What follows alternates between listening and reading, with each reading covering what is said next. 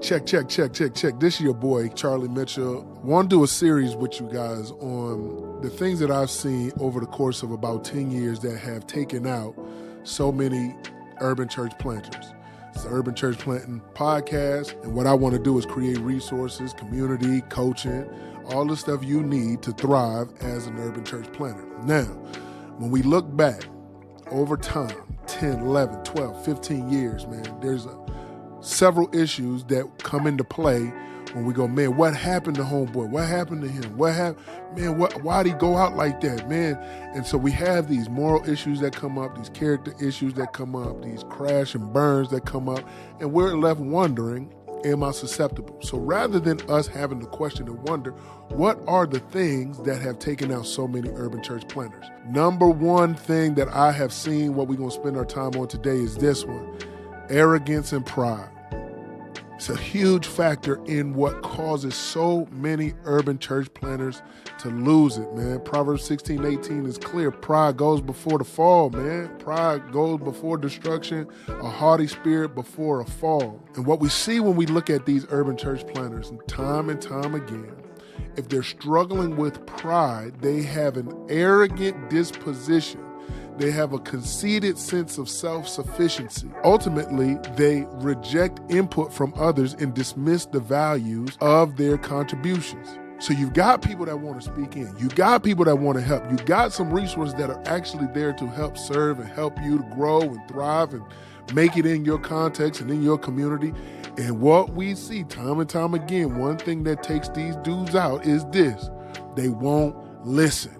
It's not that they just won't listen, it's that they believe they know what's ultimately best. Now listen to me when I'm talking now, because I want to be very clear. If you're the guy on the ground and God has called you, you are the right man for the job, okay? I want you to be led by the Spirit. I want you to listen to the voice of God. I want you to be the expert on the ground as you're developing, building, growing, leading, influencing, and ultimately impacting.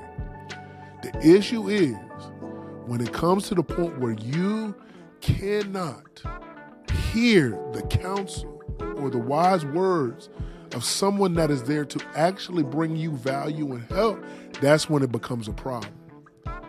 You're displaying signs of conceited self-sufficiency. Now, we'll easily preach to other people that no, we're not supposed to be self-reliant. There is no such thing as a self-made man. We all need the word and the will of God in our life, and we need to be dependent on the Spirit of God to lead each and every one of us if we are a disciple of Christ. So we ain't got no problem with that. The problem comes in with church planters specifically is when they are so arrogant that they think that they got it all figured out and they don't need to listen to nobody else. Now, does everybody understand the urban context? Absolutely not. Does everybody know and live in your community and want to plant in your space? Absolutely not. Have they walked your same streets and sacrificed the blood, sweat, and tears that you have? Absolutely not. But I'll tell you this, wisdom comes in a multitude of counsel. And not just any old counsel, the right counsel. But arrogant church planters display conceited self-sufficiency, and they reject the input of others, dismissing the value of that outside contribution. Planters who display conceited self-sufficiency believe they are better than others and that their ideas are always the best. Now there's some wild stuff, because I do meet church planters from time to time who are just like, I don't really rock with anybody else. I do my own thing.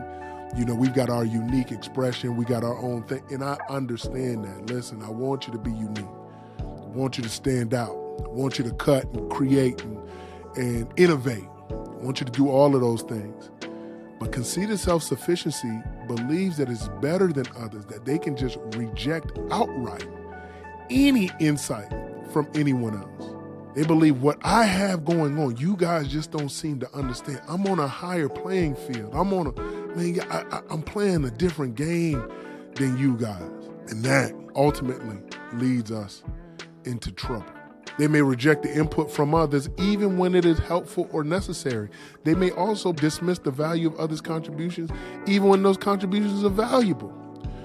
So I don't know about you, but I've got a ton of books. I've got a ton of resources. I listen to podcasts. I have conversations. I'm in community. I do all kind of stuff.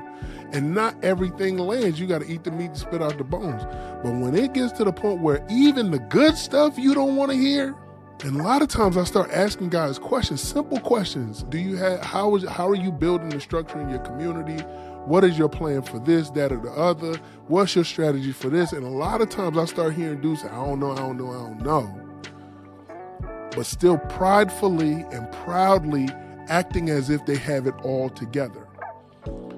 And that's the problem that leads us down a destructive path for many urban church planners, because we feel like we have to have all the answers. And if we don't, then we're not qualified to do what I'm here to do. Well, my boy, listen, you ain't qualified to do what you think you're here to do. That's why you need the help and the counsel and the wisdom of others to speak into your situation. It's too much pressure to try to carry all this by yourself. It's too much pressure to try to think through all the situations and scenarios that you got to go through. And you haven't lived long enough to go through everything that you will experience in church planting. So why not take the wisdom and counsel from other people? Whether it's people that are experts on your team, in your city, or in your tribe or community. Whether it's heeding the counsel of something like this, the Urban Church Planting Podcast, where we're trying to share with you the jewels and the lessons and the pain points that we've experienced so you don't got to go through that. But here you are, like a 14-year-old saying, no, I'm going to learn the lesson on my own. I don't want to, got to learn from you. And so many church planters can be like that about their baby that they call the church plant. And I want you to be careful, because pride can be sneaky. It can be one of those things that because we're confident in our call, and because it is being affirmed by outsiders, and because we may have some momentum or we may have some affirmation from people that we look up to, that pride can begin to swell our ego, and it can lead us astray. And what it leads us astray to is a lot of times you'll start to see guys not being able to hang out or connect with other leaders in their area. So whether that's other church planters, other pastors, being able to connect with just people relationally, they're kind of isolated. Why? Because they think they know what they're doing. And they don't realize how they're being separated from the pack and set up to fail. So when you find yourself dismissing, and you might not even see it, but ask your wife, ask your team, ask your friends that you have around you, your community that you got around you, and just be like, yo, well, look at your own, your own track record and say, have I implemented the things that have been told to me? Or every time I meet with a coach, or every time I sit down, I'm the one with all the answers. I'm the one with all the great ideas, and nobody don't have anything really to say to me. That is a sign that you are in big trouble, and you've fallen into the trap of pride and arrogance as a church planter. It is certainly a killer, because when you cannot take counsel, when you out there by yourself, you setting yourself up for a massive fail. So listen, this is what we've built the Maroon House for. It's literally so you don't have to figure it out on your own. We're trying to find all the resources and create things so that you don't have to be the one on the ground figuring this all out by yourself. And so, man, I invite you, bruh. I don't care if you got good ideas. I don't care, man, but you need a community. You need eyes. You need outsiders to speak into your situation, hold you accountable. You'll need that. And I'd much rather have my ideas tested than my wife issuing me divorce papers, because I isolated myself so much that I've led myself to destruction. So, man, we ain't got to go down that road. We don't have to do that, but we do have to be people that are, even as a church planter, even as the guy on the ground, even as the dude who's making the relationships and raising the money and connecting and having the influence and the impact, I got to be teachable. And I got to lead with a sense of humility, like, man, help me to see what I don't see. Hopefully the team you have around you can help speak into what's happening, and so you can lead with clarity and with confidence, but not with arrogance and a deep sense of loneliness. So yeah, man, that's one of the biggest killers we see among urban church planters, and I'm praying that that ain't gonna be you. So yo, I'm telling you, tap in with us. It's the Urban Church Planting Podcast. My name is Charlie Mitchell, and I look forward to connecting and building with you soon. Peace.